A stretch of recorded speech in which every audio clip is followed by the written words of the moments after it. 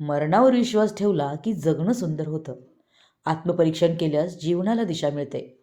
नाना पाटेकर यांचं प्रतिपादन. संजय घोडावत विद्यापीठात दिलखुलास विथ नाना पाटेकर. संजय घोडावत विद्यापीठाच्या प्रांगणात विद्यार्थ्यांच्या सर्वांगीण व्यक्तिमत्व विकासासाठी दिलखुलास विथ नाना पाटेकर या प्रेरणादायी मार्गदर्शन कार्यक्रमाचं आयोजन करण्यात आलं होतं.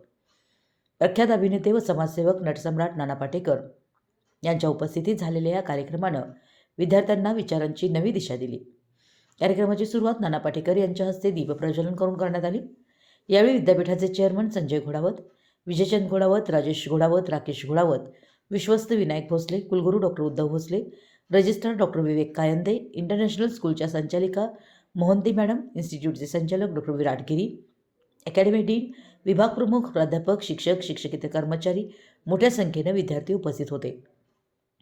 याप्रसंगी प्रशांत कुलकर्णी आणि पंकज मेहता यांच्या शब्दपंख प्रकाशनाच्या पुस्तकाचं प्रकाशन करण्यात आलं. प्रास्ताविकात चेअरमन संजय घोडावत यांनी नाना पाटेकर यांच्या अभिनय कारकिर्दीबरोबरच नाम फाउंडेशनच्या माध्यमातून केलेल्या समाजसेवेचा गौरव केला. शेतकऱ्यांच्या प्रश्नाबाबत संवेदनशील भूमिका घेत नाम फाउंडेशनबरोबर कोल्हापूर जिल्ह्यातील जिल्हा परिषदांच्या प्राथमिक शाळेचा सर्वांगीण विकास करण्यासाठी संजय घोडावत विद्यापीठ आवश्यक सहकार्य करेल अशी ग्वाहीही त्यांनी दिली. डॉक्टर विराट गिरी यांनी नाना पाटेकर यांच्या जीवनप्रवासाचा विश्वनाथ पाटेकर ते नटसम्राट नाना पाटेकर प्रेरणादायी परिचय करून दिला.